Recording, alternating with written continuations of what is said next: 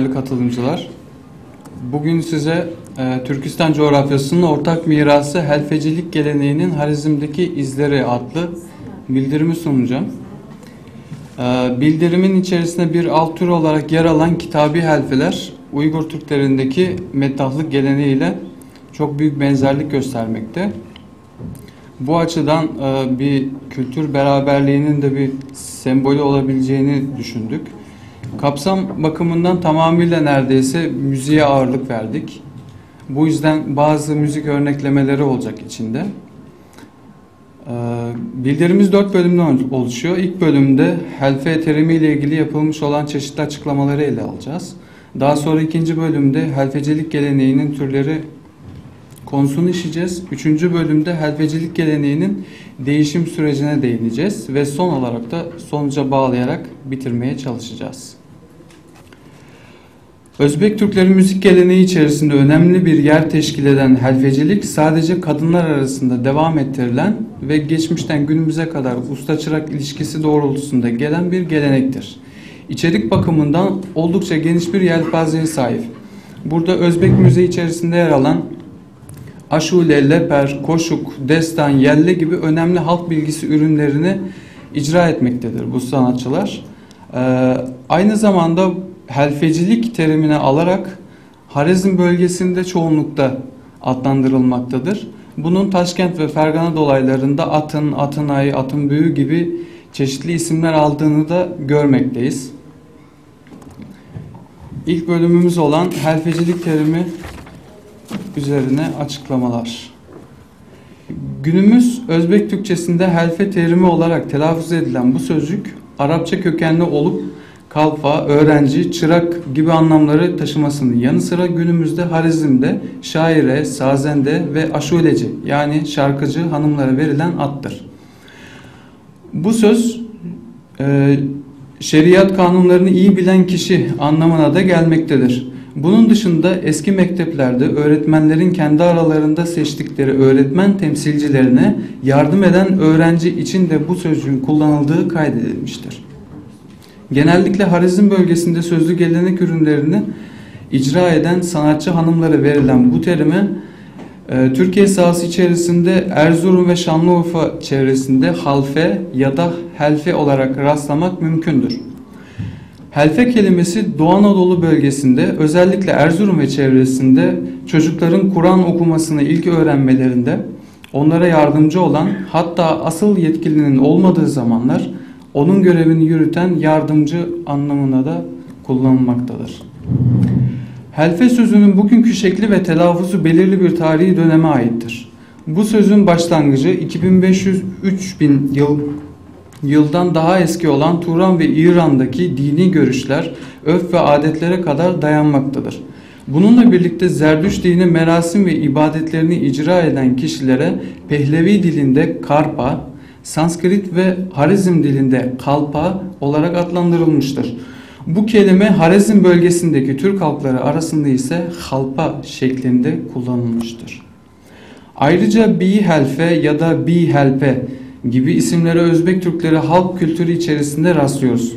Bu helfelerin görevi gelin baba evinden alınıp getirildikten sonra koca evine gireceği zaman selamlama koşuğunu okumaktadır.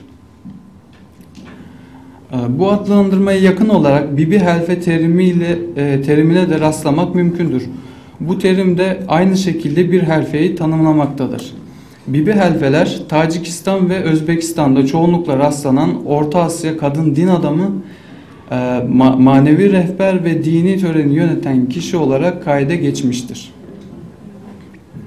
Helfecilik geleneği ve türleri. Helfecilik Harizm kadınları arasında yaygın olmakla birlikte Özbekistan'da özel bir cumhuriyet olan Karakalpakistan ve Türkmenistan'daki Özbeklerin yoğun olarak yaşadıkları Dörtgöl, Amudarya, Daşovuz gibi bölgelerde köklü bir gelenek halinde asırlardır devam eden anonim bir halk edebiyatı geleneğidir.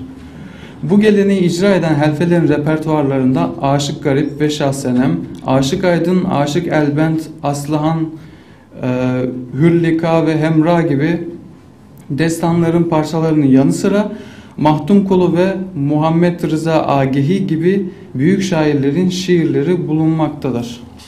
Buna ek olarak diğer yazarların çeşitli merasimler için hazırlamış oldukları eserler de repertuarlarının temelini teşkil etmektedir. Özbek müzik geleneği içerisinde yer alan ve bu geleneğin temel taşlarını oluşturan şeş makam, fazla gitti galiba.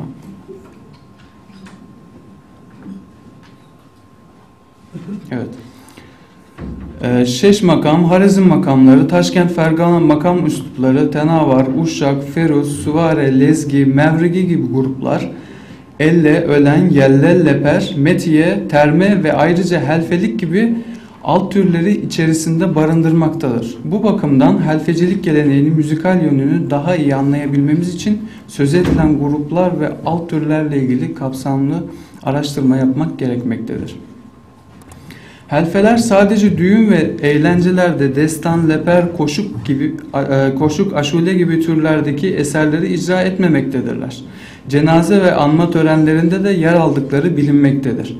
Örneğin Buhara vilayetinin Alat ve Karaköy ilçelerinde ve Harizm'de gerçekleştirilen cenaze töreni esnasında sırasıyla cenazeye katılan hanımlar veya cenaze sahipleri tarafından çağrılan yelleci, güyende ve helfeler tarafından doğaçlama olarak okunan koşuk veya benzeri türler bulunmaktadır. Bu bağlamda helfecilik sanatının yalnız şarkı veya dans etmekle ilgili olmadığını, halkın içerisinde faal bir şekilde doğum, düğün, ölüm ekseninde icra edilebilecek her türlü müzikal unsuru sergilediklerini öğrenmekteyiz. Birçok kaynakta Harizm helfecilik geleneği ile ilgili olarak sınıflandırmalar yapılmıştır. Bunlardan bazıları helfecilik sanatını ikiye bölerken diğerleri ise üçe bölmektedir. İkiye bölünmüş olan helfecilik geleneğinin topluluklu helfeler ve yekke helfeler olmak üzere iki grupta incelemek mümkündür. Bu fikir için örnek alabileceğimiz en önemli kaynak Almahan Hayitova'nın yazmış olduğu Harizm Koşukları Sanatı Dürdaneleri adlı kitabıdır. Bunun dışında şaire helfeler, sazende helfeler ve kitabi helfeler olmak üzere üçe bölünmüş halini ise Baltayeva'nın kaleme aldığı Harizm Helfa Koşukları isimli kitabı içerisinde incelemek mümkündür. Evet, ilk grup olan helfeler, şaire helfeler. Şaire helfeler yaratıcılığı, şaireliği ve garmon çalgısı üzerindeki ustalığıyla tanınırlar. Koşukçu, aşuleci, daireci ve rakkase ile bir topluluk oluşturarak performans gösterirler. Halk destanlarının tüm metinlerini ezbere bilmekte ve müzik eşliğinde icra etmektedirler. Çok iyi şiir yazmaktadırlar. Burada gördüğünüz için en önemli tanınmış olan şaire helfelere örnekler yazılmıştır. Şükür Allah Kulahan, Hanım Soğucu, Seydemet Kızı gibi. Daha sonra sazende helfeler. Sazende helfeler garmon çalmayı ve aşule söylemeyi çok iyi bilirler. Aşule yani bugünkü terim itibariyle karşılığı şarkı. Daireci ve rakkase eşlik eder. Eser icralarına çoğunlukla doğaçlama yapılmaktadır. Eser temaları genellikle destan parçalarından seçilir. Diapozonik açıdan geniş lirik şarkılar seçerler. Yani bu evici yüksek olan parçaları örnek alabiliriz buna. Yani ses genliği geniş olanlar. Sadece halk şarkıları ve destan temelinde yazılmış şiirler üzerinde seslendirme yapmaktadırlar. Garmon, daire ve rakkaselerle birlikte düğün ve genel kutlamalarda sanatlarını icra etmektedirler. Bu sazende helfeler ise 3 gruba ayrılmakta. Kendi içerisinde usta helfe, daireci helfe, oyuncu helfe. İlk olarak usta helfe garmon çalar ve şarkı söyler. Daireci helfe, usta helfe eşlik eder ve bazen de dans eder. Oyuncu helfe dans eder, kayrak isimli çalgıyla yelle ve leperler icra eder ve bazen de daire çalar. Buradaki listede ise aynı şekilde önemli olan sazende helfelerin isimleri yer almaktadır. Bunları zamandan kazanmak için okumayarak geçiyorum. Evet, şimdi ise bir örneğimiz var. Örneğimiz içerisinde 3 tane helfemiz var. Aynı şekilde zikrettiğimiz gibi Hanende helfe var, sazende helfe var ve rakkase var. Eserin adı Harazim'de bir yigit var.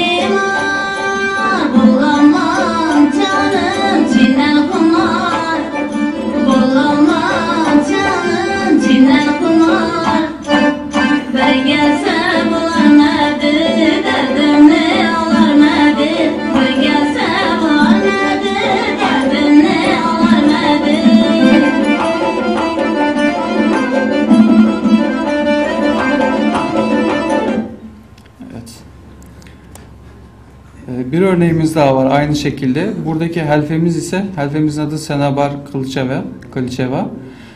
Yar yar koşuklarından bir örneği seslendiriyor. Bu ikisi de helfedir. Birisi hanende helfe, birisi de daireci helfe.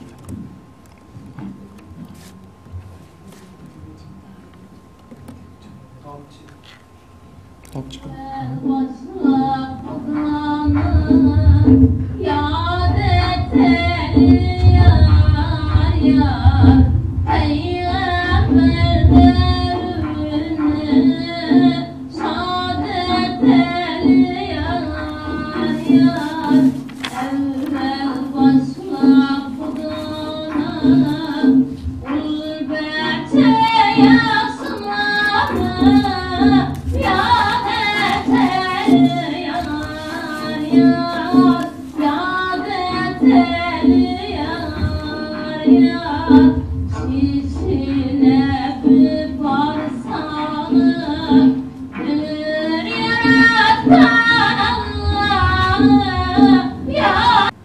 Kitabi helfeler, hikaye, rivayet ve hadis gibi dini içerikli anlatıları sunmaktadır. Herhangi bir çalgı aleti kullanmazlar. Vurgulu, derin ve dikkat çekici bir sesle eseri aktarmaktadır.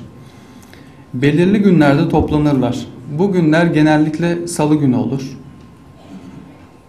Taşkent ve Fergana vilayetlerinde de bulunmaktadır.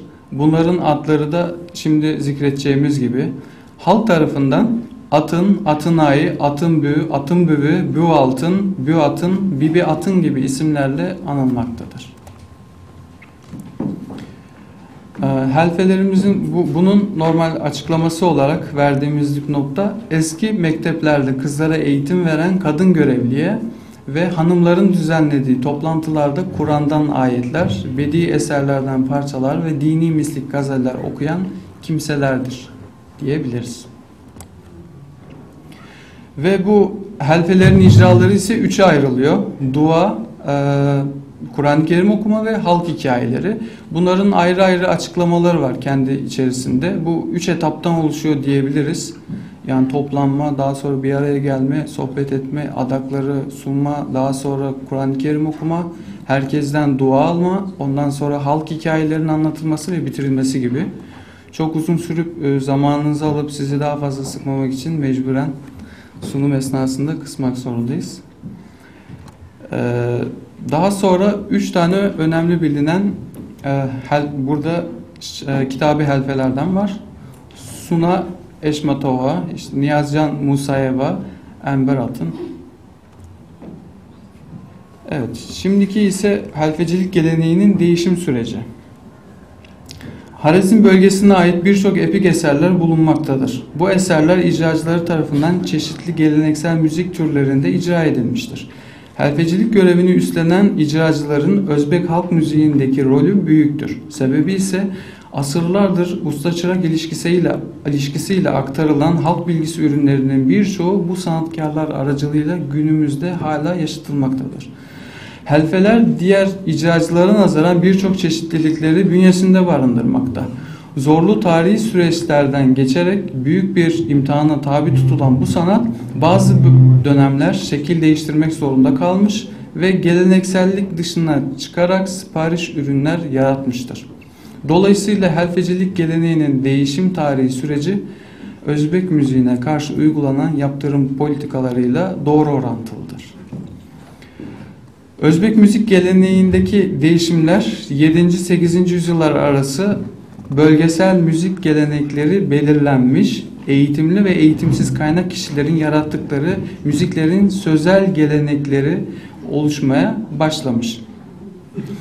Özbek halk müziği her ne kadar bu dönemde kendini ayağa kaldırsa da İslam dininin kabulünden sonra Arap İslam siyaseti neticesinde kısmen yok edilmiş, birçok milli eserimiz de bununla birlikte musikimiz de kısmen yok olmuştur.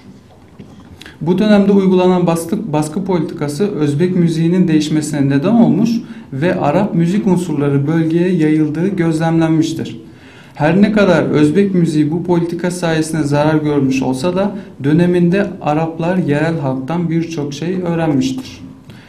İsvehane'nin Arapça olarak yazmış olduğu Koşuklar kitabına göre Araplar Orta Asya küylerinden çokça yararlanmıştır diye yazmıştır.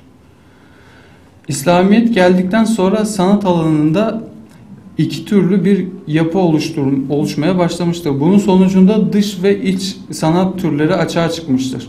Dış sanat içerisinde başçılık, makamcılık, mehteranlık, soytarılık, kuklacılık yer alır. Ve iç sanatta ise helfecilik geleneği yer almaktadır.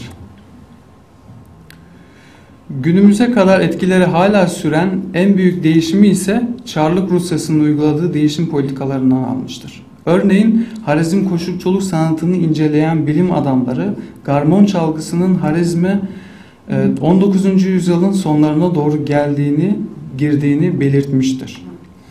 Bu çalgı aleti her ne kadar sonradan Özbek müzik kültürüne dahil olsa da bugün bu çalgıyı Harizm müziği içerisinde ana unsur olarak görmekteyiz.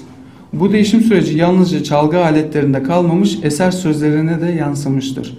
Değişimin bu derece keskin olmasını sağlayan hiç kuşkusuz dönemin helveleridir. Bu durum karşısında onları suçlamamız elbette ki doğru değildir. Sonuçta bu geleneğin günümüze kadar yaşatılması için sadece eser sözlerini, dönemin yönetimini öven şiirlerden seçmek zorunda kalmışlardır. Baskı ve değişim politikaları şaire ve sazende helfeleri belirttiğimiz sebepten ötürü pek fazla yasağa maruz bırakmamıştır. Fakat bu dönemde atınaylar tamamıyla yasaklanmış ve icraları engellenmiştir. Sebebi ise dini içerikli eserler icra ettikleri için. Bugünkü helfecilik sanatı eski helfelerden daha farklı bir şekilde ilerlemektedir. Bugünkü helfeler destan okumamakta, makamlar icra etmemektedir. Sebebi ise radyo ve televizyonun yaygınlaşması konuyla ilgili bir eğitimin alınmamasıdır. Bugünkü görevleri sadece düğünlerde kadınları oynatmak ve koşuklar okuyarak keyiflerini yerine getirmektir. Bunun yanında çalgılarda da aynı şekilde değişimler gözlenmiştir. Örneğin klavye kullanarak suni sesler eşliğinde küyler icra etmekte ve koşuk söylemektedirler. Oynanan oyunlarda ise bir netlik söz konusu değildir. Çünkü izleyiciler arasında kadınların yanı sıra erkekler de vardır.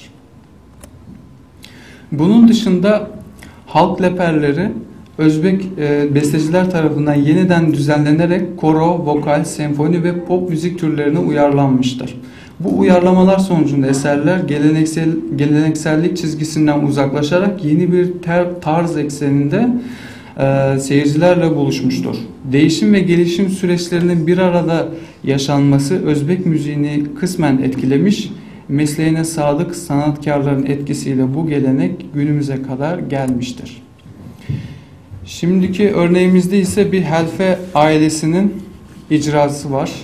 Burada hep birlikte seslendiriyorlar. Yani önceki belirttiğimiz gibi kadın erkek ayrı değil. Hepsi bir arada.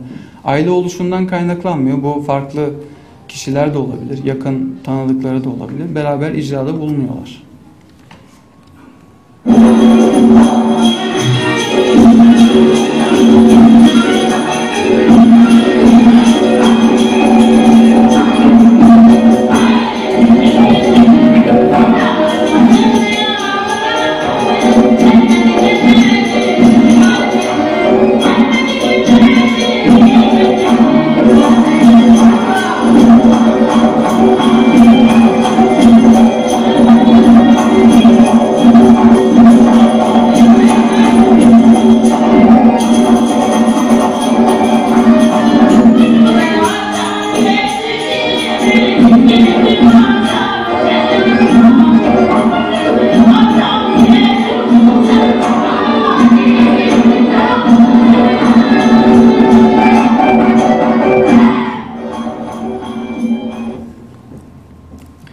Evet.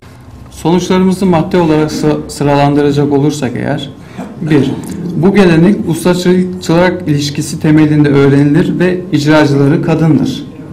2. Geleneksellik çerçevesinde icra edilen eserler çoğunlukla destan, leper, koşuk, yelle, elle, makam gibi halk bilgisi ürünlerinden seçilir. Fakat günümüz helfeleri ne yazık ki sözünü ettiğimiz türlerin dışında kalan icralara daha çok yönelmiştir. 3. Kimi bilim adamları bu sözün kökenini Arapçaya dayandırırken kimileri ise Pehlevi ve Sanskrit dillerinden geldiğini savunmaktadır. Her ne kadar bu terimin çeşitli diller aracılığıyla Özbek Türkçesine girdiği söylense de toplumsal gelişme süreci içerisinde bu sanat başlılık görevini üstlenmiş ve günümüze kadar sözlü geleneğimizi taşımıştır. 4.